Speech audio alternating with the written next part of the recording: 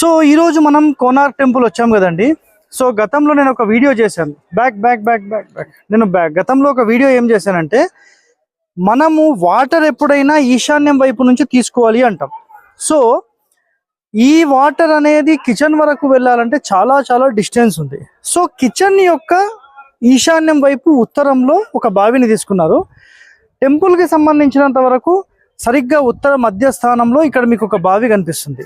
So ఇక్కడ గమనించాల్సిన విషయం ఏంటంటే, ఆ బావి వాటర్ ఇక్కడ వాడడానికి లేదు, ఈ బావి వాటర్ మాత్రం అక్కడ వాడవచ్చు.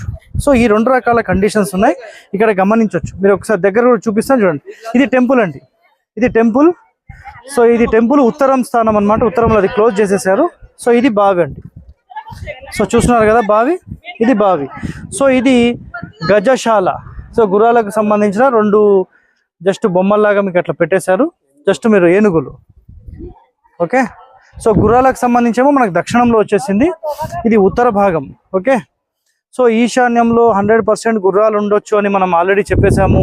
దాని తర్వాత ఏనుగులు ఉండొచ్చు అని చెప్పాము. ఇక్కడ మీరు క్లియర్గా గమనించవచ్చు ఆ విషయాలన్నీ కూడా. సో ఇదండి టోటల్గా ఓవరాల్గా మనం తీసిన చిన్న చిన్న వీడియోస్ అనేది మీకు త్వరలోనే నేను పోస్ట్ చేస్తాను. ఓకే, థ్యాంక్ యూ అండి.